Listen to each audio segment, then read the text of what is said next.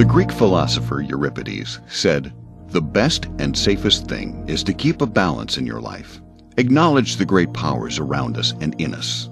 If you can do that and live that way, you are really a wise man." Balance? Have you ever played a game with or worked beside someone who was possessed with being competitive? We build stress for ourselves and for those around us by acting that way. Every situation in life doesn't require that we be competitive. We can adjust our approach to whatever we're doing according to its demands and to its importance in our lives. Do you raise your voice in a simple discussion? Is it really helpful to talk that way? That game of basketball with a friend doesn't have to be an Olympic trial.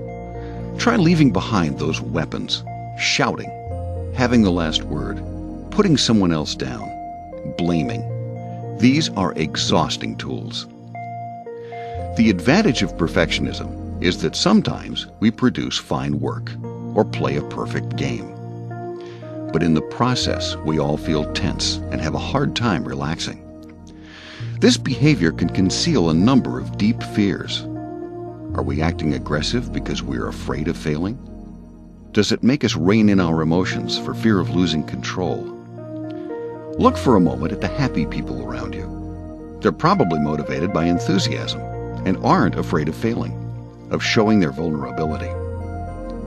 Carl Jung, the great Swiss psychologist and author, said, "Condemnation does not liberate, it oppresses. We cannot change anything unless we accept it."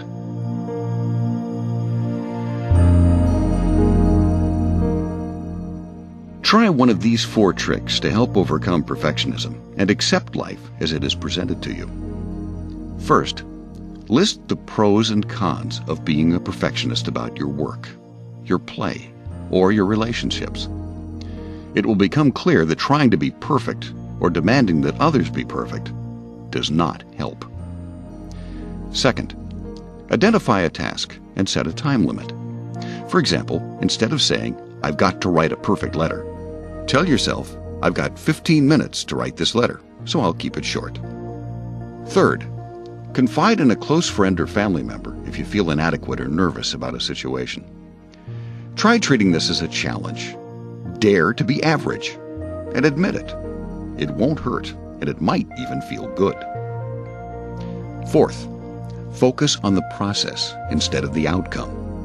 Stop and enjoy actually writing that letter, not just getting it written.